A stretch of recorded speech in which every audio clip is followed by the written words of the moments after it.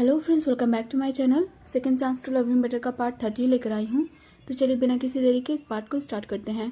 तो पिछले पार्ट में हमने देखा था कि शाहजहान रो रहा था क्योंकि उसे ऐसा लग रहा था कि वांग यीबो फिर से येबिंग के पास वापस चला गया है। और इस बात की खबर वांग यीबो को भी लग चुकी थी, इसलिए वांग यीबो भागता हुआ अपने मास्टर बेडरूम में आया था। जिसके बाद उसने देखा था कि शाहजहान बेड पर रो रहा है और खुद को एक ककून की तरह ब्लैंकेट के अंदर ढका हुआ है। तो अब इसके बाद से स्टोरी को कंटिन्यू करेंगे। वांग यीबो जल्दी से रूम के अंदर गया। इसके बाद उसने शाहजहान को हक कर लिया। वांग यीबो ने सोचा, उसे नहीं पता कि शाहजहान ने खाना खाने से मना क्यों कर दिया। क्या उसे फिर से ऑनलाइन परेशान किया गया है? लेकिन ये तो इम्पॉसिबल है क्योंकि उसका गियर तो किसी भी बात पर इतनी बुरी तरह रिएक्ट नहीं करता, क्योंकि जब भी उसे ऑनलाइन बुली किया जाता है तो वो बस उन लोगों को इग्नोर करता है। लेकिन अब उसका गियर रो रहा है तो ज़रूर कोई सीरियस बात होगी। इसके बाद वांग यीबो ने शाहजहान से पूछा, बाऊबे क्या हुआ? तुम रो क्यों रहे हो? क्या किसी ने तुम्हें धमकाया है?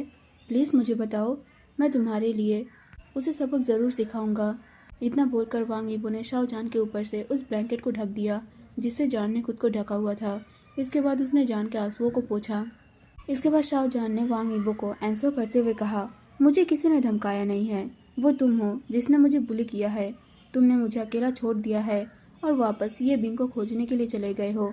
तुम अब मुझे नहीं चाहते और मैं तो एक बेवकूफ़ था जिसने ये सोच लिया था कि तुम बदल गए हो और हम दोनों अब हमेशा हैप्पी रहेंगे। लेकिन ये सब तो मेरी स्टूपिड इमेजिनेशन थी जो कि अब टूटने वाली है।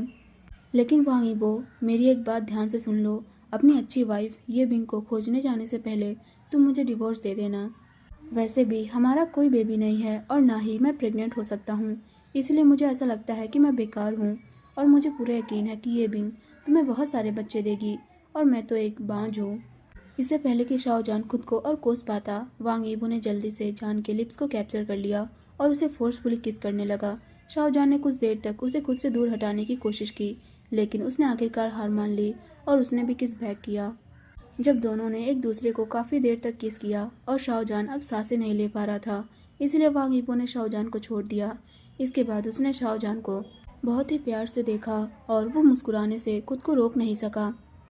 वांग यीबो को मुस्कुराता हुआ देख शाहजहान यीबो के ऊपर और भी ज़्यादा गुस्सा हो गया। इसके बाद उसने यीबो के चेस्ट पर हल्के हल्के से मुक्के मारना स्टार्ट किया। शाहजहान ने गुस्से में और थोड़ा सैड होते हुए कहा, तुम मुस्कुरा क्यों रहे हो? क्या तुम मेरा मजाक उड़ा रहे हो? मुस्कुराना बंद करो वांग यीबो, ये मेरा ऑर्डर है, मैं मजाक नहीं कर रहा हूँ। उसकी इतनी सारी शिकायतों से वांग यीबो और भी ज़ोर से हंसने लगा और उसके ज़ोर से हंसने की वजह से शाहजहान की आंखें फिर से गीली हो गई और वो फिर से ज़ोर ज़ोर से रोने लगा। दूसरी ओर वांग यीबो, जो कि अब अच्छे मूड में था, वो जो शाहजहान के ऊपर थोड़ा सा गुस्सा था, वो भी अब पूरी तरीके से गायब हो गया। इसके बाद यीबो ने शाहजहान से पूछा, ओह तो मेरा गियर ये बिंग से जेलिस फील कर रहा है ना? क्या तुम इस बात से डर रहे हो कि ये बिंग मुझे तुमसे दूर ले जाएगी? अब वांग यीबो को ये समझ में आ रहा था कि उसके गियर का दिमाग पूरी तरह से क्रेजी हो गया होगा, क्योंकि उसका गियर बहुत ज़्यादा जेलस है। अब उसे सच में इस बात की चिंता छोड़ देनी चाहिए कि उसका गियर लुबाई के पास जाएगा, बल्कि इसकी बजाय उसे लीसी को सपोर्ट करना चाहिए ताकि वो जल्द से जल्द अपने गियर को मना ले और अपने गियर को यहाँ से लेकर चला जाए, ताकि उसका गियर उसके शाहजहान से थोड़ा दूर हो जाए और जिसके बाद वो शांति से रह पाएगा। दूसरी ओर शाहजहान, जो कि ब्लश करने लगा था, उसने अपना मुंह बनाकर कहा, किसने कहा कि मैं जेलस फील कर रहा हूँ? दिन में सपने देखना बंद करो, मैं बिल्कुल भी जेलस नहीं हूँ। उसकी बात को समझते हुए वांग यीबो ने अपनी मुस्कुराहट को अंदर दबा लिया। इसके बाद यीबो ने शाहजहान को आंसर करते हुए कहा, ठीक है, मैं समझ गया कि मेरा गियर बिल्कुल भी जेलस नहीं है। और एक बात याद रखो, मैं तुम्हारा हस्बैंड हूँ और तुम मेरी वाइफ हो, इसीलिए मुझे तुमसे कोई छीन नहीं सकता। मेरी नज़र तो सिर्फ तुम पे है और मैं सिर्फ तुम्हारी ही परवाह करता हूँ और तुमसे ही प्यार करता हूँ। ठीक है बाऊबे, अब तुम समझ गए ना? देखो बहुत देर हो चुकी है और कुक से मैंने तुम्हारे लिए कुछ हल्का फूड तैयार करने को कहा है। और चलो तुम जल्दी से नहा लो, मैं तुम्हारी नहाने में हेल्प करूँगा। और तुम मेरे बारे में ज़्यादा वरीड मत हो, मैं तो स्टडी रूम में था और अपने काम में बिजी था। इस साल की जो एनिवर्सरी पार्टी है उसके लिए मैं बहुत ज़्यादा बिजी था और बहुत सारा काम था, इसीलिए मैं सुबह जल्दी उठ गया था। लेकिन डोंट वरी, अगली बार मैं बिल्कुल भी तुम्हें अकेला छोड़कर नहीं उठूँगा जब तक कि तुम जाग नहीं जाते, ठीक है? मैं फिर कभी तुम्हें अकेला नहीं छोड़ूंगा। वांग यीबो ने शाहजहान को अच्छे से समझाया वो कोई भी गलतफहमी पैदा नहीं करना चाहता जिससे शाहजहान ज़्यादा वरीड फील करे। और वो तो ये बिल्कुल भी नहीं चाहता कि शाहजहान या फिर वो उनके रिलेशनशिप में किसी भी तरीके से किसी शक को पैदा करें। पहले ही ये बिंग उसकी लाइफ से जा चुकी है और अब ये बिंग उसके लिए एक हिस्ट्री है। वो कभी भी वापस नहीं आएगी और ना ही वो ऐसा होने देगा। दूसरी ओर शाहजहान, जो कि वांग यीबो की सारी बातें सुनता है, वो अब थोड़ा गिल्टी फील कर रहा था। उसने सोचा कि वो इस बार गलत था। उसका हस्बैंड बदल गया है और वो बिल्कुल भी वापस ये बिंग के पास नहीं जाने वाला है। उसका हस्बैंड उससे प्यार करता है और अब उसे अपने हस्बैंड के प्यार पर शक करना छोड़ देना चाहिए। इसके बाद शाहजहान ने वांग यीबो से कहा, अगर तुम सच में बहुत ज़्यादा बिजी हो और काम का दबाव है तो प्लीज़ तुम खुद पर ज़्यादा दबाव मत डालो। मुझे पता है कि तुम्हारे पास बहुत काम है और काम सबसे ज़्यादा इम्पोर्टेंट है। उसकी बात पर वांग यीबो ने कोई जवाब नहीं दिया, बल्कि वो बस थोड़ा सा हंसा। लेकिन अंदर ही अंदर वो जानता था कि अगर उसके गियर और काम के बीच उसे किसी एक चीज़ को चूज़ करना पड़ा तो वो ज़रूर ही अपने गियर को चुनेगा। उसके लिए इस पूरी दुनिया में और उसकी पूरी लाइफ में सबसे इम्पोर्टेंट चीज़ उसका गियर है। उसका गियर हैप्पी है, वो हमेशा इस बात को मेक श्योर करेगा और उसके गियर की सभी ज़रूरतें पूरी हो रही है, इस बात का भी वो पूरी तरीके से ध्यान रखेगा। इसके बाद वांग यीबो एक आइस पैक लाया और उसने उसे टॉवल में लपेट कर धीरे धीरे शाहजहान के दोनों आंखों पर रखा ताकि जान के आंखों की सूजन कम हो जाए। शायद जान बहुत देर से रो रहा था। वो सच में इस बार लापरवाह था और जिसकी वजह से शाहजहान इतनी देर से रोया और उसे पता भी नहीं चला। और अब उसे अपने गियर की फूली हुई आंखें देखकर बहुत ज़्यादा बुरा फील हो रहा है।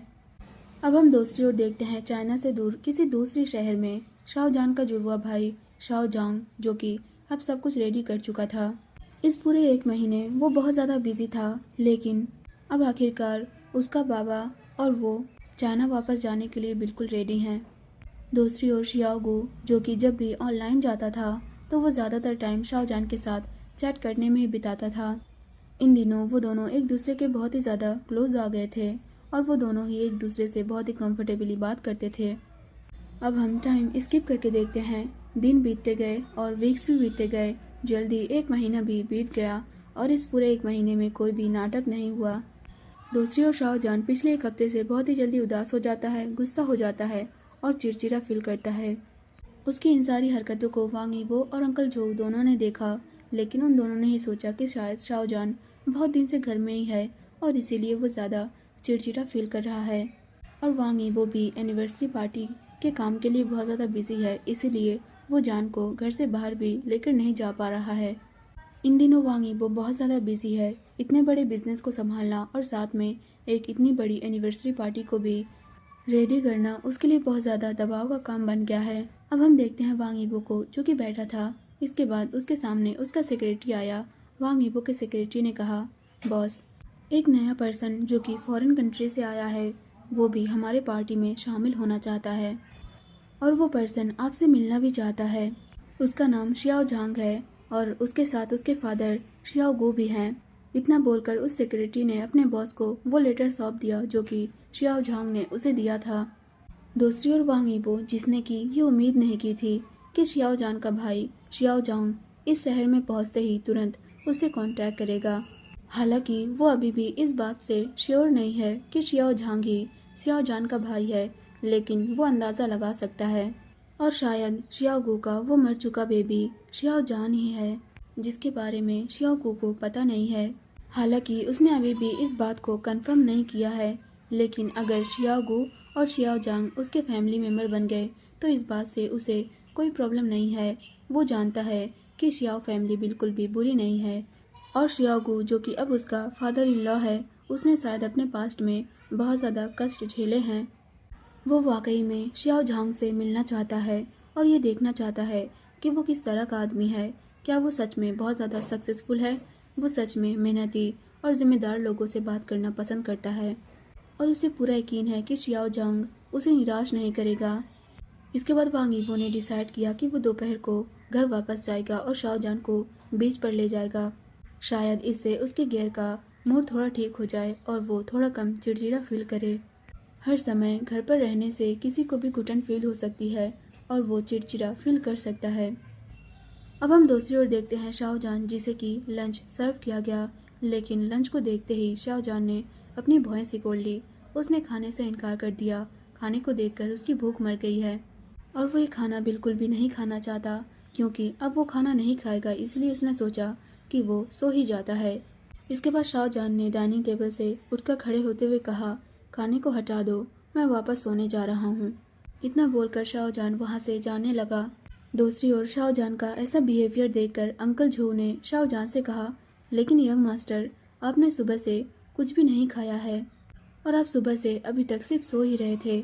अगर यंग मास्टर को इस बारे में पता चला तो वो बिल्कुल भी हैप्पी नहीं होंगे। शाहजहान ने उनकी सारी बातें तो सुनी, लेकिन उसने कुछ भी नहीं कहा और वो सीधे अपने रूम में चला गया। दूसरी ओर वांग ईबो, जो कि घर पहुंच गया था, उसने अंकल जो और शाहजहान की सारी बातें सुनी। वो सच में इस बारे में वरीड था कि आखिर शाहजहान इस तरह से क्यों बिहेव कर रहा है और उसे क्या हुआ है। लेकिन अभी उसके पास ये सारी चीज़ें सोचने का टाइम नहीं है। उसे जल्द से जल्द इस सिचुएशन को ठीक करना होगा, वरना हालत और भी ज़्यादा बिगड़ सकती है। अब हम देखते हैं वांग ईबो को, जो कि पीछे से जाकर शाहजहान को हक कर लेता है।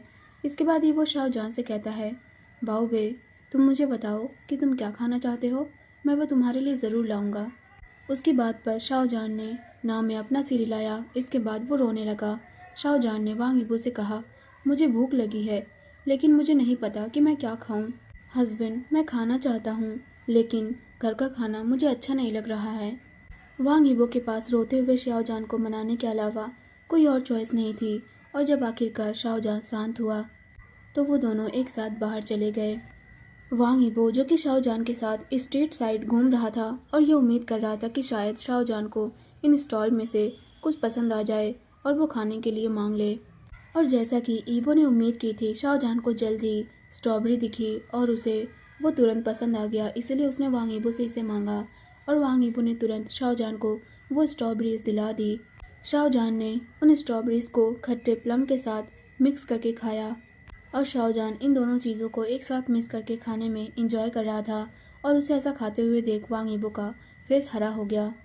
शाहजहान ने वांग ईबो को भी एक बार इसे टेस्ट कराया, लेकिन वांग ईबो ने दूसरी बार इसे खाने की हिम्मत नहीं की।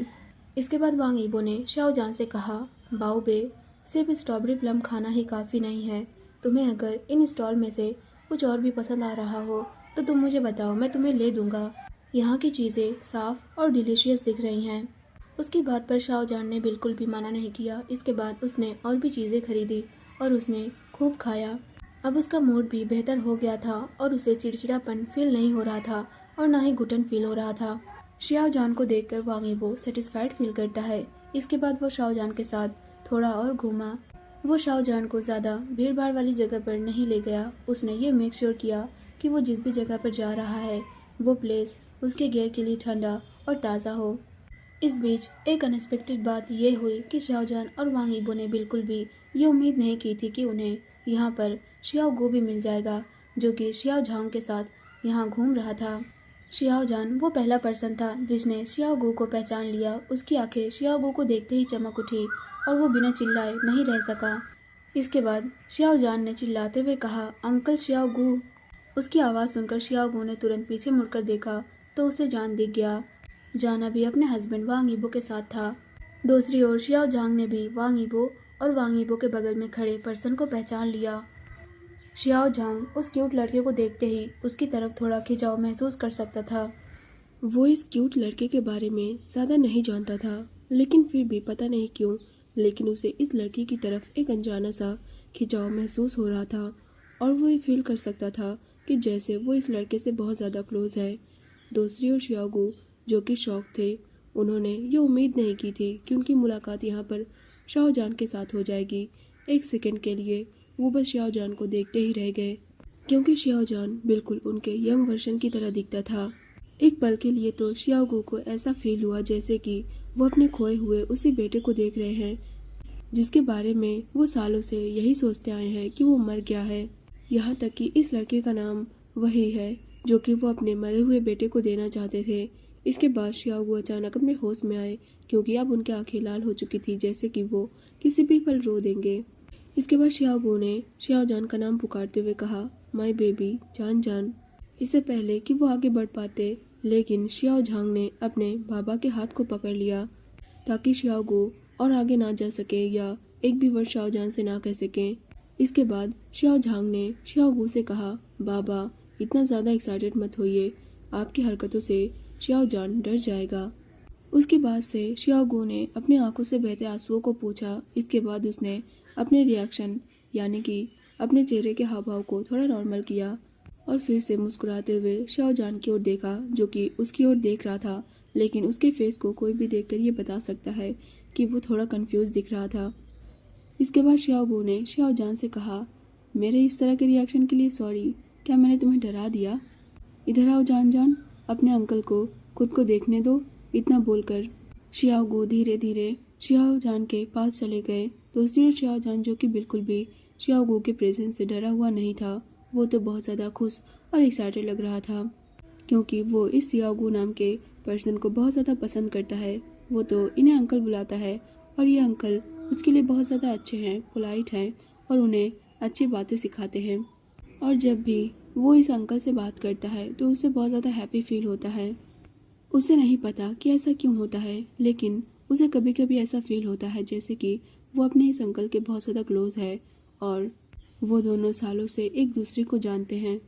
अब हम दूसरी ओर देखते हैं वांग यीबो को, जो कि शाओ झांग से कहता है, मेरा गेयर और तुम्हारे बाबा बिल्कुल ऐसे दिख रहे हैं जैसे कि वो दोनों एक दूसरे को सालों से जानते हैं। यहाँ तक कि मैं तो ये भी कह सकता हूँ कि वो दोनों बिल्कुल फादर और सन की तरह लग रहे हैं। लेकिन अफसोस की बात है कि मेरा जान जान ऑर्फनेज में पला बड़ा है और जब उसे पाया गया था तो बस उसके पास एक छोटा सा नोट था जिसमें कि उसका नाम शाओ जान लिखा हुआ था। बात करते हुए वांग यीबो शाओ जांग के फेशियल एक्सप्रेशन को ध्यान से नोटिस कर रहा था। वो शाओ जांग को शाओ जान के बारे में सारी बातें नहीं बताना चाहता था। वो अभी भी इस बात को कंफर्म करना चाहता था कि शाओ जांग का वही खोया हुआ भाई है जिसके बारे में उसे थोड़ा बहुत शक हो गया है। वो ये जानने के लिए काफ़ी ज़्यादा क्यूरियस है कि आखिर फाइनल रिजल्ट क्या होगा। अब हम थोड़ी देर बाद का टाइम देखते हैं। शाओ जान, जो कि ये बिल्कुल भी नहीं चाहता था कि शाओगू उनसे दूर जाए, लेकिन जब शाओगू ने शाओ जान को ये अश्योर करा दिया कि वो शाओ झांग के साथ उससे दोबारा मिलने आएंगे, तो ये जानकर शाओ जान बहुत ज़्यादा हैप्पी हो गया। यहाँ तक कि शाओगू ने शाओ जान को ये भी इन्फॉर्म किया कि शाओ झांग और शाओगू दोनों ही कल की कंपनी वाली पार्टी में आएंगे। इसके बाद शाओ जान ने शाओगू से कहा, अंकल मुझसे दोबारा मिलने आना मत भूलना, हमारे पास बात करने को बहुत कुछ है, मुझे आपसे बहुत कुछ सीखना है। इतना बोलकर शाओ जान ने एक बार फिर से शाओगू पर जोर दिया ताकि वो शाओ जान को ना छोड़े। शाओ जान की सारी बातों पर शाओगू बस हाँ में अपना सिर हिला रहे थे। वो मन ही मन ये सोच रहे थे कि शाओ जान कितना ज़्यादा गुड बॉय है, कितना ज़्यादा क्यूट है, एडोरेबल है। जब शाओ जान ने शाओगू को अपनी हाँ में हाँ मिलाते हुए देखा तो शाओ जान और भी ज़्यादा हैप्पी हो गया। दूसरी ओर शाओ झांग, जो कि अपने बाबा को मुस्कुराते हुए देखकर बहुत ज़्यादा हैप्पी फील कर रहा था, वो शाओ जान को इस बात के लिए भी थैंक्स करना चाहता था क्योंकि आज उसने बहुत दिनों बाद अपने बाबा को इस तरह मुस्कुराते हुए देखा है और ये सिर्फ जान की वजह से हुआ है। और कहीं ना कहीं शाओ झांग को भी ये शक है कि शाओ जान उसका खोया हुआ जुड़वा भाई हो सकता है। अब हम टाइम स्किप करके देखते हैं शाओ जान और वांग यीबो दोनों अब अपने घर में थे। वांग यीबो, जो कि अब इन दिनों अपने गियर के मूड स्विंग्स को अच्छी तरह से जानता था और उसे पता था कि उसे अपने गियर को हर बात के लिए मनाने की ज़रूरत है। उसे पता है कि ये उसकी गलती है क्योंकि वो हफ्तों से बहुत ज़्यादा बिजी है। इन दिनों वो जब भी काम से घर वापस आता है तो पहले ही बहुत रात हो चुकी होती है और शाओ जान ऑलरेडी ही सो चुका होता है और सुबह शाओ जान के उठने से पहले ही वो वापस काम पर जा चुका होता है। और जब भी वो घर पर रहता है तो वो ज़्यादातर अपने स्टडी रूम में होता है और काम कर रहा होता है। उसे पता है कि ये सारी हरकतें उसके गियर को बिल्कुल भी पसंद नहीं है, लेकिन वो क्या करे, कल अगर पार्टी ख़त्म हो गई तो वो अपने सारे काम से बिल्कुल फ्री हो जाएगा। इसके बाद वो शायद अपने गियर को लेकर थोड़ा बाहर जाए और टाइम स्पेंड करे जिससे उसके गियर का मूड थोड़ा ठीक हो जाए। अगर बाहर जाकर घूमने की बात आ रही है तो उसे ये भी याद आया कि वो तो हनीमून पर गए ही नहीं हैं और इसीलिए उसने सोचा है कि इस बार वो शाओ जान के साथ हनीमून पर जाएगा, शायद 1 वीक के लिए या फिर उससे भी ज़्यादा टाइम के लिए। हनीमून का आइडिया इतना भी ज़्यादा बुरा नहीं है और अगर वो शाओजान के साथ थोड़ा घूमने निकला तो शायद शाओजान का चिड़चिड़ा बिहेवियर ठीक हो जाए। इसके बाद वांग यीबो ने शाओजान से कहा, बाओ बे, खाना तैयार है, चलो हम नीचे चलकर खाना खाते हैं। कल का दिन हमारे लिए बहुत ज़्यादा बिजी होगा और हमें कल सुबह जल्दी भी उठना है। इतना बोलकर वांग यीबो शाओजान के क्लोज चला गया। वांग यीबो जब घर आया था तभी उसने अंकल जो को यह इन्फॉर्म कर दिया था कि वो शाओजान के लिए कुछ हल्का रेडी कर दें। उसके गियर का खाना पीना दिन ब दिन बहुत ही ज़्यादा कम होता जा रहा है, इसलिए उसने अंकल जो को कुछ हल्का तैयार करने को कहा है, क्योंकि रात के लिए हैवी खाना बिल्कुल भी अच्छा नहीं होगा। इसके बाद शाओजान और वांग यीबो दोनों नीचे गए और वो दोनों अपने अपने चेयर पर बैठ गए। कुछ मिनट बाद उनके सामने खाना सर्व किया गया। अंकल जो ने मछली का सूप बनाया था और कुछ सब्जियों को फ्राई किया था। खाने को देखते ही शाओजान के फेशियल एक्सप्रेशन बिल्कुल चेंज हो गए और उसने तुरंत अपनी नाक ढक ली। अपनी नाक को ढकते हुए शाओजान ने सूप के कटोरे को खुद से दूर ढकेल दिया। उसकी आंखें अब लाल हो गई थी और आंसू उसकी आंखों में भर गए थे। शाओजान को देखकर अभी ऐसा लग रहा था जैसे कि उसे किसी ने बहुत ज़्यादा बुली किया हो। इसके बाद हम देखते हैं शाओजान अपने चेयर से उठकर खड़ा हो गया और उसने वांग यीबो के ऊपर गुस्से में चिल्लाते हुए कहा, वांग यीबो, तुम मेरे साथ ऐसा कैसे कर सकते हो? तुम ऐसा कुछ पकाने को कैसे बोल सकते हो जो कि ऑलरेडी ही सड़ा हुआ है और खाने लायक नहीं है? अगर तुम्हें अब मेरी ज़रूरत नहीं है तो तुम्हें सड़ा हुआ खाना बनाने की ज़रूरत नहीं है। तुम बस मुझे जाने के लिए कह सकते हो। तुम बदल गए हो। मुझे पता है कि तुम कुछ प्लानिंग कर रहे हो। तुम तो सिर्फ बिजी होने का दिखावा कर रहे हो, लेकिन मुझे पता है कि तुम चुपके से अपने मिस्ट्रेस से मिलते हो और उसके साथ बात करते हो। इतना बोलकर शाओजान रोते हुए डाइनिंग रूम से अपने बेडरूम की ओर भाग गया। दूसरी ओर वांग यीबो और अंकल जो दोनों ही बिल्कुल शॉक थे। कुछ सेकंड के लिए वो दोनों कुछ भी रिएक्ट नहीं कर सके, लेकिन जैसे ही वांग यीबो अपने होश में आया, उसने तुरंत उस मछली के सूप के कटोरे को लिया और उसे सूंघा। यहाँ तक कि उसने सूप को टेस्ट भी किया, लेकिन उसे कुछ भी खराब या अजीब फील नहीं हुआ। इसके बाद वांग यीबो ने अपने चेयर से उठकर खड़े होते हुए कहा, इस सूप में कोई प्रॉब्लम नहीं है और ना ही ये सड़ा हुआ है। मुझे नहीं पता कि उसके साथ क्या प्रॉब्लम है, लेकिन मैं अभी उसके पास जा रहा हूँ। प्लीज़ अंकल, आप उसके लिए कुछ और रेडी कर दीजिए। इतना बोलकर वांग यीबो ने और टाइम वेस्ट नहीं किया और वो तुरंत शाओजान के पीछे चला गया। वांग यीबो ने बिल्कुल भी ये उम्मीद नहीं की थी कि शाओजान इतनी बुरी तरह रिएक्ट करेगा और वो खाना ना खाकर अपने रूम में भाग जाएगा। आखिर कुछ देर पहले ही वो शाओगू के साथ बिल्कुल हैप्पी था और अच्छी तरह बिहेव कर रहा था, लेकिन अचानक सब कुछ बदल गया और अब शाओजान खाने को देखकर बिल्कुल ऐसा रिएक्ट कर रहा है। सूप और मछली जिसके बारे में उसके गियर ने शिकायत की थी, वो सड़ी हुई नहीं थी, वो तो बिल्कुल ठीक थी। उसे नहीं पता कि उसके गियर के साथ क्या प्रॉब्लम हो रही है। हो सकता है कि उसका गियर सिर्फ अटेंशन पाने के लिए गुस्सा करने का दिखावा कर रहा है। उसे पता है कि वो कुछ दिनों से बिजी है और अपने गियर की ओर बिल्कुल भी ध्यान नहीं दे पा रहा है, लेकिन उसने कई बार इस बात को अपने गियर को समझाया है, लेकिन आखिरकार उसे ऐसा लगता है जैसे कि उसके गियर उसकी बात को मानने के लिए बिल्कुल भी तैयार नहीं है, क्योंकि उसका गियर बिल्कुल भी उसके ऊपर भरोसा नहीं कर पा रहा है। इसके बाद वांग यीबो ने अपने बेडरूम के डोर पर नॉक किया, लेकिन उसे कोई आवाज़ सुनाई नहीं दी। यहाँ तक कि उसे यह भी फील नहीं हुआ कि शाओजान डोर को खोलने के लिए पास आया भी है कि नहीं। इसके बाद वांग यीबो ने डोर को लगातार नॉक करते हुए कहा, बाओ बे, ये मेरी गलती है। मुझे पता है कि मैंने कुछ दिनों से तुम्हें इग्नोर किया है और तुम्हारी फीलिंग्स पर बिल्कुल भी ध्यान नहीं दिया है। इसके लिए मैं माफ़ी चाहता हूँ। अगर तुम अभी मछली नहीं खाना चाहते तो प्लीज़ तुम मुझे बता दो कि तुम क्या खाना चाहते हो। मैं अंकल जो को कहकर तुम्हारे लिए वही रेडी कराऊंगा। इतना बोलकर वांग यीबो ने डोर को नॉक करना बंद कर दिया और उसने कुछ मिनट तक वहीं पर इंतज़ार किया, लेकिन उसे कोई भी इशारा या डोर खुलने की आवाज़ नहीं सुनाई दी और ना ही उसे ऐसा फील हो रहा था कि शाओजान डोर को खोलने वाला है। वो अभी शाओजान के लिए बहुत ज़्यादा वरीड फील कर रहा था। वो सोचने लगा कि उसे आगे अब और क्या करना चाहिए। इतना सोचते हुए उसने शाओगू को फ़ोन कर दिया। उसे लगा कि शायद शाओगू ही अब शाओजान को मना सकते हैं और वो ही उसकी हेल्प कर सकते हैं। इसके बाद वांग यीबो ने शाओजान से फिर से कहा, बाओ बे, क्या मैं अंकल गू को हमारे घर पर बुलाऊं ताकि वो तुम्हारे साथ थोड़ा और टाइम स्पेंड कर सके? उसकी इस बात पर वांग यीबो ने अब रूम के अंदर से थोड़ी बहुत हलचल की आवाज़ सुनी, लेकिन डोर नहीं खुला। अब वांग यीबो ने हार मान ली और उसने आँख भरते हुए शियाओ झांग को फ़ोन कर दिया।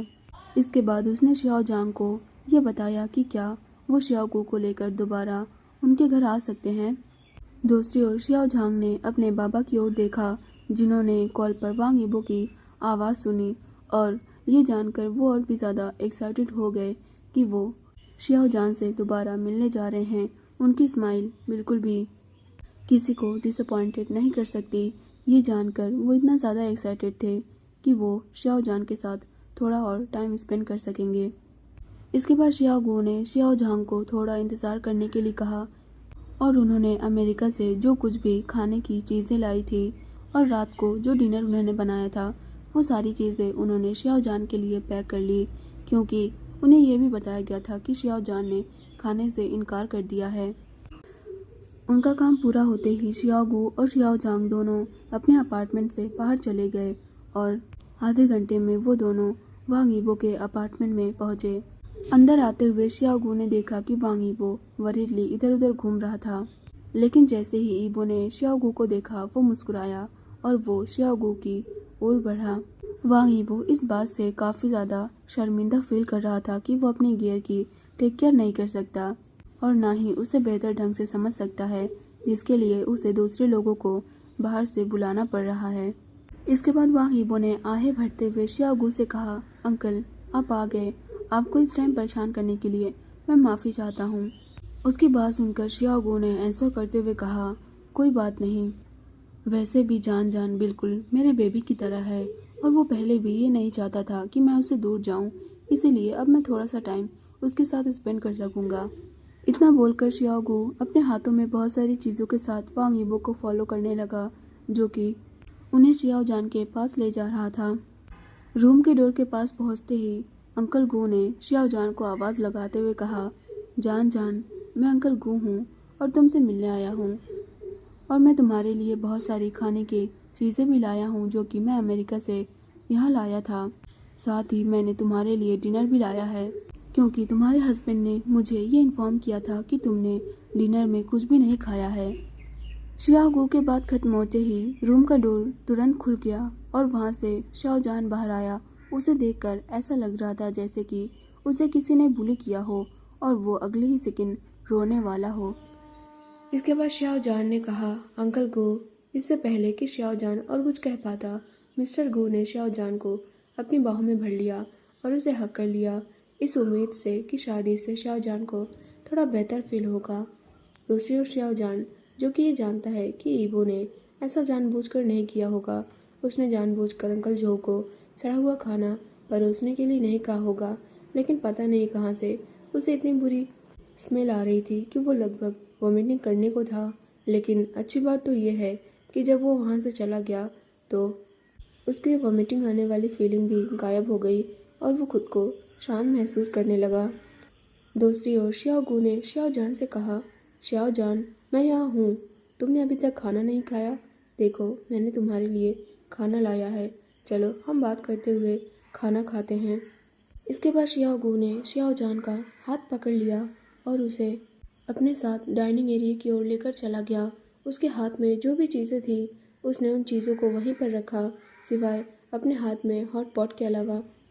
इसके बाद शियाओ गू ने शियाओ जान को डाइनिंग चेयर पर बैठाया और वो किचन में चला गया, अपने साथ प्लेट और बाउल्स को लेकर आया। इसके बाद उसने शियाओ जान को गरम गरम खाना परोसा, जो कि शियाओ जान के लिए बिल्कुल परफेक्ट था। इसके बाद शियाओ गू ने शियाओ जान से कहा, जान जान, तुम्हें खाना गर्म गर्म खाना चाहिए, इससे अच्छा लगेगा। तुम्हें पता है, जब मैं प्रेग्नेंट था तब से मेरा खान पान बदल गया था और तब से लेकर अब तक मैं वही खाना खाता हूँ जो मैं प्रेगनेंसी के दौरान खाया करता था। बस मैंने खट्टी और बहुत सारी मसालेदार चीज़ें खाना बंद कर दी है, लेकिन बाकी सब मैं वही खाता हूँ। उनकी बात का जवाब देते हुए शियाओ जान ने कहा, अंकल, मैं भी प्रेग्नेंट होना चाहता हूँ, मैं भी बेबी चाहता हूँ, लेकिन 6 मंथ से ज़्यादा हो गया है और कुछ भी नहीं हो रहा है।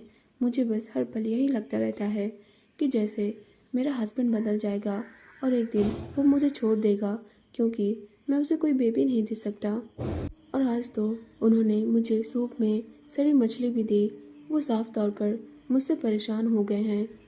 इतनी सारी शिकायतें करते हुए शाहजहान धीरे धीरे अपना खाना खा रहा था, लेकिन ज़्यादा बात करने की वजह से उसके गले में खाना अटक गया। इबो जो कि वहीं चुपचाप सब कुछ खड़ा खड़ा सुन रहा था, उसने बिल्कुल भी टाइम बर्बाद नहीं किया। जब उसने देखा कि शाहजहान के गले में खाना अटक गया है तो उसने शाओगू के रिएक्ट करने से पहले ही एक गिलास में पानी लिया और उसे तुरंत शाओजान को दिया। इसके बाद वांग यीबो ने शाओजान से कहा, बाओबे, धीरे धीरे खाना खाओ और खाते टाइम बात मत करो और ज़्यादा गुस्सा मत करो, ये तुम्हारे हेल्थ के लिए अच्छा नहीं है। इतना बोलते हुए ईबो ने धीरे धीरे जान की पीठ को रब किया और उसे पानी पीने में हेल्प किया। दूसरी ओर मिस्टर गू ये सारी बातें देख रहे थे। वो शियाओजान और वांग यीबो की बातें सुन रहे थे और उसे ये फील हो रहा था कि वांग यीबो अपने गियर की बहुत परवाह करता है और हर कोई शाओजान जितना लकी नहीं होता कि उसे वांग यीबो जैसा लाइफ पार्टनर मिले। और उसे पता है कि कपल्स के बीच में गलतफहमी होती रहती है और ये एक नॉर्मल बात है। दोनों लोग अभी भी यंग हैं और उन्हें चीज़ों को समझने में थोड़ा टाइम लगेगा। इसके बाद शाओजान ने धीरे धीरे अपना खाना खाया और ईबो ने चुपचाप बस जान को खाते हुए देखा। उसे इग्नोर कर दिया गया था। ईबो को ऐसा लग रहा था जैसे कि आज रात वो अपने गियर को हक नहीं कर पाएगा और उसे अकेले ही सोना पड़ेगा, लेकिन कोई बात नहीं, वो चीज़ों को एडजस्ट कर लेगा। इसके बाद वांग यीबो ने शाओगू से कहा, अंकल, मुझे ऐसा लगता है कि आज रात आपको यहीं बितानी पड़ेगी और मेरे गियर का ख्याल रखने के लिए आपका धन्यवाद। वैसे कल मेरी कंपनी में एक बहुत ही बड़ी पार्टी है और जिसके लिए मैंने आपको और आपके बेटे को इनवाइट कर दिया है। उसकी बात का जवाब देते हुए अंकल गो ने कहा, हाँ मुझे पता है, मेरे बेटे ने इस बारे में मुझे इन्फॉर्म किया है और मैं भी अपने कुछ पुराने फ्रेंड से मिलना चाहूँगा जिन्हें कि मैंने दशकों पहले पीछे छोड़ दिया था और बहुत टाइम से मैंने उन लोगों को नहीं देखा है। अब टाइम स्किप होता है और दूसरा दिन हो जाता है। हम देखते हैं मॉर्निंग को। वांग यीबो जो कि सो रहा था, तभी उसे किसी ने जगाया। वो भी ऐसे वैसे नहीं, बल्कि उसके पूरे फेस पर किस करके। जब ईबो ने देखने के लिए अपनी आंखें खोली कि उसे कौन किस कर रहा है, तो मुस्कुराता हुआ शाहजहान उसके सामने था। उसे देखकर वांग यीबो के फेस पर एक बड़ी सी स्माइल आ गई और उसने बिल्कुल भी टाइम वेस्ट नहीं किया। उसने तुरंत शाहजहान को पकड़ा और उसे पलटकर अपने नीचे कर दिया। अब शाहजहान उसके नीचे था और वांग यीबो जान के लिप्स को किस करने के लिए नीचे झुक जाता है। इसके बाद वो दोनों एक दूसरे को कुछ देर तक किस करते हैं। इसके बाद वांग यीबो सोचता है, ऐसा लगता है कि मिस्टर गू के प्रेजेंस ने शाहजहान को शांत कर दिया है और अब शाहजहान का सारा गुस्सा उसके ऊपर से उतर गया है। इसके बाद हम देखते हैं शाहजहान वांग यीबो से माफ़ी मांगते हुए कहता है, आई एम सॉरी, मुझे कल रात के लिए बहुत ज़्यादा सॉरी फील हो रहा है क्योंकि मुझे पता है कि वो मेरी गलती थी। मुझे तुम पर नहीं चिल्लाना चाहिए था क्योंकि तुमने कुछ भी नहीं किया था और ना ही तुम्हारे ऊपर गलत इल्ज़ाम लगाना चाहिए था। लेकिन मैं क्या करूं, हाल ही में मुझे बहुत ज़्यादा चिड़चिड़ापन महसूस हो रहा है और मछली की स्मेल से मुझे बहुत ज़्यादा वॉमिटिंग महसूस हो रही है। शायद ऐसा इसलिए होगा क्योंकि हाल ही में मैंने बहुत सारी मछलियाँ खाई थी और अब मेरा मन मछलियों से भर गया होगा। इतना बोलते हुए शाहजहान ने वांग यीबो को ज़ोर से हक कर लिया। उसे याद आया कि कल रात उसने अपने अंकल से बात की थी और अंकल गो ने उसे समझाया था कि अगर उसे फिश से स्मेल आ रही है तो इसमें उसके हस्बैंड की कोई गलती नहीं है और शाहजहान भी ये जानता था कि वही गलत है, ना कि उसका हस्बैंड। इसके बाद हम देखते हैं वांग यीबो शाहजहान से कहता है, इसमें तुम्हारी कोई गलती नहीं है, अपने आप को दोष देना बंद करो, चलो हम साथ में तैयार होते हैं, उसके बाद नाश्ता करते हैं, डिज़ाइनर घर आ गया है और हमारा वेट कर रहा है। इतना बोलकर वांग यीबो शाहजहान को अपने साथ लेकर गया और उन दोनों ने साथ में बात लिया, कपड़े पहने और नीचे चले गए। नीचे जाकर उन्होंने देखा कि मिस्टर गू और उनके बेटे शाओजांग ऑलरेडी ही डाइनिंग टेबल पर उनका इंतज़ार कर रहे थे। जैसे ही मिस्टर गू ने शाओजान को देखा, मिस्टर गू ने कहा, जान जान देखो मैंने तुम्हारे लिए क्या रेडी किया है। क्या तुम इसे टेस्ट करके मुझे बता सकते हो कि तुम्हें ये ठीक लगा या नहीं? जान ने उनकी बातें सुनी और वो मुस्कुराया। इसके बाद जान ने मिस्टर गू को थैंक यू कहा। जान ने सोचा कि सच में मिस्टर गू उसके साथ कल रात एक बच्चे की तरह बिहेव कर रहे थे। हालांकि वो बहुत ज़्यादा गुस्सा कर रहा था, लेकिन जैसे ही उसके हस्बैंड ने मिस्टर गू को बुलाया तो वो बिना देरी किए तुरंत उसके घर चले आए। यहाँ तक कि अब मिस्टर गू ने उसके लिए नाश्ता भी तैयार किया है, वो भी इतना जल्दी उठकर। शाहजहान का सोचना यह था कि हर कोई मिस्टर गू जितना अच्छा और समझदार नहीं हो सकता। इसके बाद हम देखते हैं उन लोगों का नाश्ता हो जाता है और श्याओगू शाहजहान से ये प्रॉमिस करते हैं कि वो लोग शाम को पार्टी में ज़रूर मिलेंगे। शाहजहान भी उनकी बात से एग्री होता है और शाहजहान के पास एक काम होता है, जो कि ये था कि श्याओगू शाहजहान के लिए दोपहर का लंच रेडी करेंगे और शाहजहान को शाहजहान के पास उसका लंच लाना होगा, क्योंकि शाओगू चाहते हैं कि शाओजान उनके हाथों का खाना खाए। साथ में शाओजान को भी शाओगू के हाथों का खाना पसंद आ रहा था। ब्रेकफास्ट के बाद हम देखते हैं शाओजान, जो कि शाओजान के सामने खड़ा था। उसने शाओजान से पहली बार बात करते हुए कहा, ये लो, ये तुम्हारे लिए है। हालांकि ये मेरे जुड़वा भाई के लिए था, लेकिन अभी मैं इसे तुम्हें देता हूँ।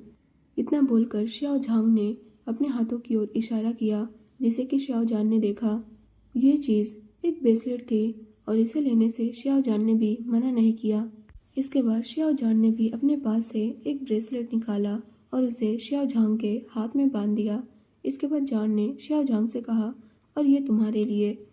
मैं सच में अंकल गू को परेशान कर रहा हूँ, जिन्हें कि अभी आराम करना चाहिए, लेकिन वो अभी यहाँ मेरे घर पर हैं और मेरे लिए नाश्ता रेडी कर रहे हैं। वो बहुत अच्छे हैं और मेरे साथ बहुत अच्छा बिहेव करते हैं। ऐसा लगता है जैसे कि मैं उनका बेटा हूँ।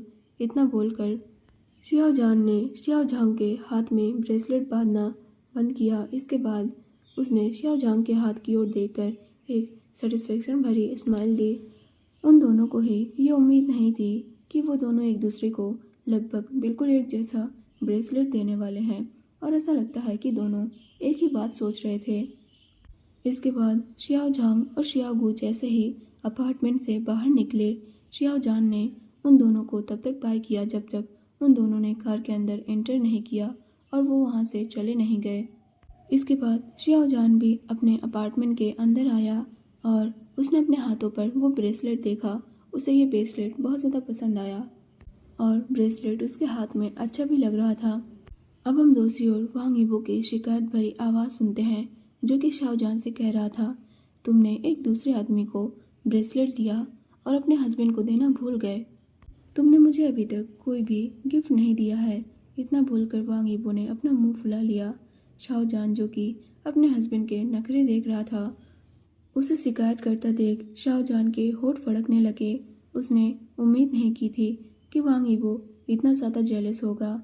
इसके बाद शाओजान ने थोड़ा सा मुस्कुराते हुए अपने हस्बैंड की ओर देखा। इसके बाद उसने वांग यीबो से कहा, क्या होगा अगर मैं अपने प्यारे हस्बैंड के लिए एक और खूबसूरत ब्रेसलेट बनाऊं? और मैं इस बात को मेक श्योर करूंगा कि मेरे हस्बैंड का ब्रेसलेट बिल्कुल अनोखा होना चाहिए। इतना बोलकर शाओजान ने अपने हस्बैंड के जेलसीनेस को कम करने के लिए उसके चीक्स पर किस किया।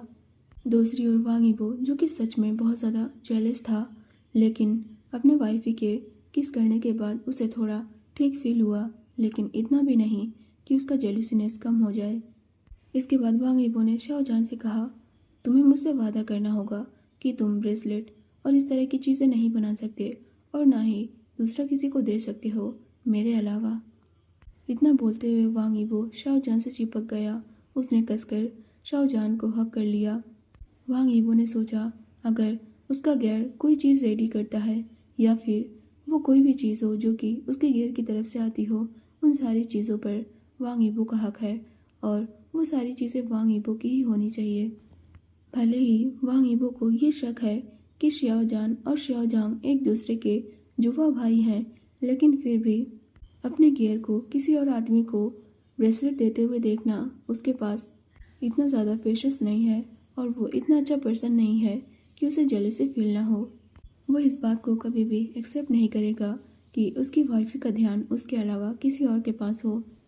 सिर्फ वो ही अपनी वाइफी की लाइफ में सबसे इम्पोर्टेंट पर्सन बनना चाहता है, चाहे उसकी वाइफी की तरफ से कोई भी चीज़ क्यों ना आ रही हो, सबसे पहले उसके ऊपर वांग यीबो का हक होना चाहिए।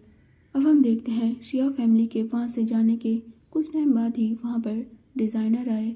इसके बाद डिज़ाइनर ने उन दोनों को ही कस्टम मेड टक्सीडो पहना कर देखा और सब कुछ तैयार होने के कुछ टाइम बाद ही वो लोग वहाँ से चले गए। कपड़े और बाकी चीज़ें शाम को पहुँचा दी जाएंगी, जैसे कि पार्टी रात को है। इसके बाद वांग यीबो अपने गियर के साथ नई नई दुकानों पर गया, मार्केट में गया। वांग यीबो ने अपनी बियर्ड सेव की और उसने शाओजान के लिए बहुत सारी चीज़ें खरीदी। जब तक वो दोनों घर वापस आए तब तक दोपहर हो चुकी थी और लंच टाइम हो चुका था। शाओजान के लिए शाओजान ऑलरेडी ही फूड लेकर आ गया था, जो कि अभी भी गर्म था। इसके बाद उन दोनों ने साथ में लंच किया। लंच हो जाने के बाद वो दोनों सो गए और शाम को बिल्कुल एनर्जी से भरपूर उठे। इसके बाद वो दोनों पार्टी के लिए तैयार होने लगे। जब वो दोनों तैयार हो ही रहे थे तभी वांग यीबो को अपने सिक्योरिटी का फ़ोन आता है। जैसा कि वांग यीबो ने ऑर्डर किया था, बिल्कुल वैसे ही सिक्योरिटी ने उसे इन्फॉर्म किया कि सब कुछ रेडी है। जैसा वांग यीबो ने उन लोगों को कहा था, उन लोगों ने मेक श्योर किया कि पार्टी में कुछ भी गलत ना हो। इसके बाद कुछ ही टाइम में वो दोनों ही रेडी हो गए। पार्टी में जाने से पहले वांग यीबो ने शाओजान को कुछ खाने के लिए कहा, ये मेक श्योर करते हुए कि शाओजान बिल्कुल भी भूखा न रहे। अब हम दूसरी ओर देखते हैं, ये बिंग यू फैमिली को तब से फॉलो कर रही थी जब से यू फैमिली ने उसे अडॉप्ट किया है अपनी डॉटर की तरह। और जैसा कि वो अब यू फैमिली की फैमिली मेम्बर है तो वो भी आज पार्टी में जाने वाली है। ये पार्टी एक बहुत ही पॉपुलर रेस्टोरेंट में आयोजित की गई है। हर साल इस पार्टी में बहुत सारे लोग शामिल होते हैं, जैसे कि बड़े बड़े बिजनेसमैन, पॉलिटिशियंस और भी बहुत सारे लोग। इस पार्टी में पॉलिटिशियंस इसलिए शामिल होते हैं क्योंकि वो बड़े बड़े बिजनेसमैन से अपना रिश्ता बनाना चाहते हैं और अपने फ़ायदे का हर मौका ढूंढना चाहते हैं। वांग फैमिली बहुत सालों से इस तरह की पार्टी ऑर्गेनाइज करती आई हुई है। हर साल एक बार ये पार्टी ऑर्गेनाइज की जाती है जिसमें न केवल सिर्फ पॉलिटिशियन आते हैं बल्कि छोटे से बड़े बिजनेसमैन भी आते हैं। छोटे बिजनेसमैन इसलिए ताकि जो सच में काबिल हैं और मेहनती हैं उन्हें भी कोई अच्छा मौका मिले और वो वांग यीबो या फिर वांग कंपनी के साथ मिलकर बड़े बड़े बिजनेसमैन को अपना टैलेंट दिखा सकें। वांग यीबो अभी वांग एम्पायर का ओनर है और वो भी इस चीज़ को मेक श्योर करता है कि ये पार्टी हर साल ऑर्गेनाइज की जाए। दूसरी ओर मिस्टर यू, जो कि ये जानते हैं कि आज वो अपने खोए हुए बेटे से मिलने जा रहे हैं, उसके खोए हुए बेटे ने उन्हें बिल्कुल भी निराश नहीं किया है। उस लड़के ने एक अमीर आदमी से शादी कर ली है और इस बात से मिस्टर यू बहुत ज़्यादा प्राउड फील कर रहे थे और हैप्पी थे। उनका मोटा चेहरा मुस्कुराने की वजह से भर उठा था। मिस्टर यू ये इमेजिन कर रहे थे कि जो लोग उन्हें नीची नज़रों से देखते हैं, जब उन्हें ये पता चलेगा कि उनके बेटे ने किससे मैरिज की है तो वो लोग मिस्टर यू के सामने कैसे रिएक्ट करेंगे। जब उन लोगों को ये पता चलेगा कि जिस पर्सन को वो लोग अपने ओर करना चाहते हैं वो पर्सन मिस्टर यू का दामाद है, इतना सोचते हुए मिस्टर यू प्राउडली मुस्कुराए जा रहे थे। दूसरी ओर मैडम यू, जो कि बहुत ज़्यादा दुखी थी क्योंकि वो जानती थी कि उसका हस्बैंड आज इतना ज़्यादा खुश क्यों है, इसका एक ही कारण है, वो गियर।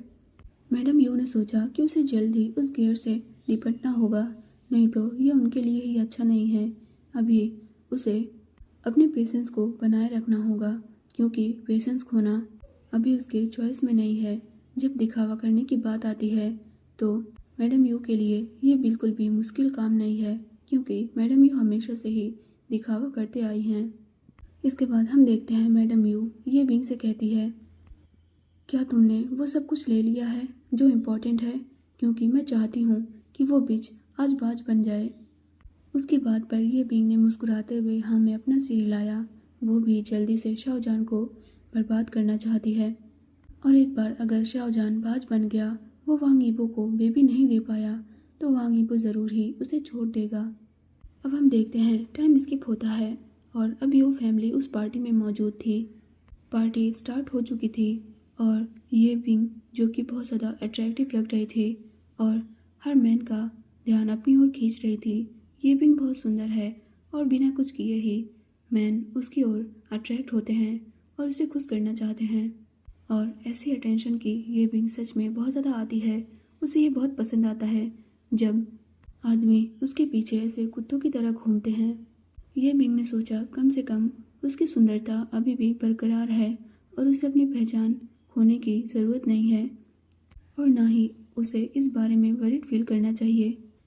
ये बिंग ने सोचा अगर वो एक एक्ट्रेस बन जाती तो शायद उसे ज़्यादा मेहनत करने की भी ज़रूरत नहीं पड़ती क्योंकि वो बहुत ज़्यादा ब्यूटीफुल है। इसके बाद ये बिंग ने बिल्कुल भी टाइम वेस्ट नहीं किया और वो आसपास के वेटरों के साथ घुलने मिलने लगी ताकि आगे उनसे अपना काम निकलवाया जा सके। ये बिंग ये बिल्कुल भी नहीं जानती थी कि वहाँ पर मौजूद वेटर वांग यीबो के बॉडीगार्ड हैं, ना कि कोई वेटर।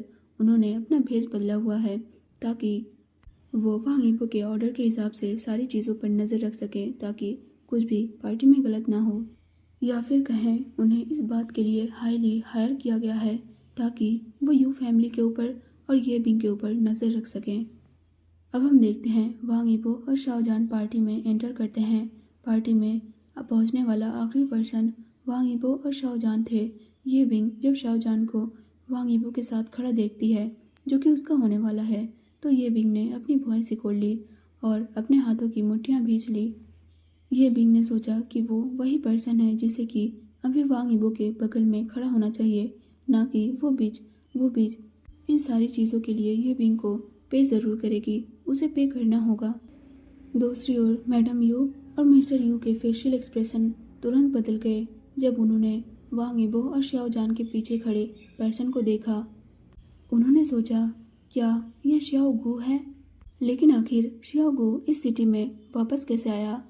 दशकों पहले जो कुछ भी हुआ था क्या उसकी वजह से श्याओ गू मर नहीं गया था या फिर पागल नहीं हो गया था? वो अचानक ऐसे कैसे उनके सामने आ सकता है, वो भी शाओजान और वांग यीबो के साथ। ऐसा लगता है कि वो लोग एक दूसरे को जानते हैं। मैडम यू जो कि बहुत ज़्यादा घबराई हुई थी, लेकिन जब उसने अपने हस्बैंड की ओर देखा तो उसका हस्बैंड उसकी ओर देखकर अपना सिर हिला रहा था, जिसकी वजह से मैडम यू थोड़ा शांत हुई। इसके बाद मैडम यू ने सोचा भले ही अभी श्याओ गू वांग यीबो और शाओजान के पीछे दिखाई दे रहे हैं, लेकिन ऐसा भी तो हो सकता है कि श्याओ गू शाओजान से बिल्कुल भी रिलेटेड ना हो और ये ना जानता हो कि शाओजान श्याओ गू का बेटा है। ये तो एक कोइंसिडेंस भी हो सकता है, शायद वो दोनों अंदर आते वक्त एक ही साथ में एंटर किए होंगे, इसीलिए अंदर आते टाइम उन लोगों ने ये डिसाइड किया होगा कि वो लोग साथ में अंदर आएंगे। वैसे भी श्याओ गू उसके हस्बैंड को रखने के लायक नहीं था और मैडम यू ने अपने हस्बैंड को जीत लिया जैसे कि वो बहुत ज़्यादा प्यार करती थी और इसके लिए मैडम यू को कोई भी दोषी नहीं ठहरा सकता। और जहाँ तक कि शाओजान की बात है तो उसकी फैमिली, ये बिंग, उसका हस्बैंड और अनाथालय में काम करने वाली बूढ़ी महिला के अलावा शाओजान के बारे में कोई नहीं जानता है। सबको यही लगता है कि शाओजान कई सालों पहले ही मर चुका है। दूसरी ओर वांग यीबो पार्टी में एंटर करते ही सभी की ओर देखकर मुस्कुराया। हालांकि उसके एंटर करते ही बहुत सारे लोगों ने उसे घेर लिया, लेकिन वांग यीबो ने यह मेक श्योर किया कि शाओजान उसके साथ रहे। अब हम देखते हैं शाओजान जो कि अपने हस्बैंड से कहता है, हस्बैंड मुझे यहाँ बहुत ज़्यादा बोरिंग फील हो रहा है, मैं अंकल खू से बात करने जा रहा हूँ और मैं केयरफुल रहूँगा, कोई भी परेशानी पैदा नहीं करूँगा। इतना बोलकर शाओजान वांग यीबो के फेस पर मासूमियत से देखने लगा।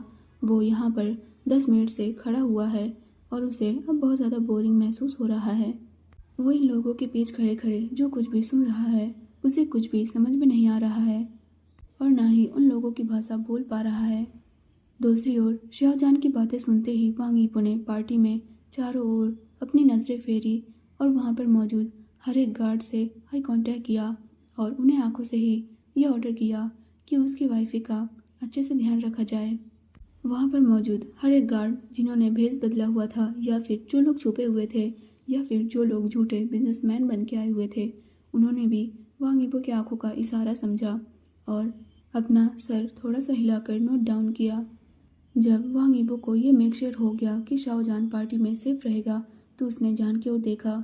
इसके बाद उसने जान से कहा, जाओ एंजॉय करो, लेकिन ड्रिंक मत करना, और इसके अलावा तुम पार्टी में मौजूद कुछ भी खा सकते हो। इतना बोलकर वांग यीबो ने शाओजान के फोरहेड पर किस किया, जिसे फील करते ही शाओजान शर्मा गया। इतने लोगों के बीच उसे ऐसे ही किस करना ये उसके लिए बहुत ज़्यादा शर्मनाक था, लेकिन फिर भी वो इस बात से हैप्पी है कि उसका हस्बैंड उसका कितना ख्याल रखता है। इसके बाद हम देखते हैं वांग यीबो के एक बिजनेस पार्टनर ने कहा, मुझे नहीं पता था कि तुमने अपने घर में एक इतना ज़्यादा कीमती खजाना छुपा कर रखा है और आज जाकर तुमने उसे हमें दिखाने का फैसला किया। उसे जवाब देते हुए वांग यीबो ने कहा, कीमती चीज़ अच्छी तरह से छुपा कर रखी जानी चाहिए और दूसरों को नहीं दिखाना चाहिए, और वो मेरी लाइफ का सबसे ज़्यादा इम्पोर्टेंट खजाना है। उसकी बात पर वहाँ पर मौजूद सभी बिजनेसमैन हंसने लगे। दूसरी ओर ये बिंग को आखिरकार मौका मिल ही गया। उसने वहाँ से एक वेटर को बुलाया जिससे उसने पहले भी बात की थी। इसके बाद ये बिंग ने उस वेटर के साथ थोड़ा बहुत फ्लर्ट किया और उसे क्या करना है ये बताकर उसने वेटर को वो छोटी बोतल पकड़ा दी। दूसरी ओर वेटर का नाटक कर रहे बॉडीगार्ड ने वांग यीबो के ऑर्डर के हिसाब से सब कुछ किया। उसने संतरे के जूस में वो दवाई मिला दी जिसे कि ये बिंग ने उसे दिया था। उस दवाई में ना ही कोई स्मेल थी ना ही कोई रंग था, और जूस में डालते ही वो पदार्थ बिल्कुल जूस में मिल गया, और उस जूस को लेकर वेटर शाओजान की ओर चला गया। तो गाइस आज के लिए बस इतना ही। अगर वीडियो पसंद आया तो वीडियो को लाइक कर देना और अपने एजन लवर फ्रेंड्स के साथ शेयर कर देना। फिर मिलते हैं इस एफएफ के नेक्स्ट पार्ट में, तब तक के लिए बाय बाय।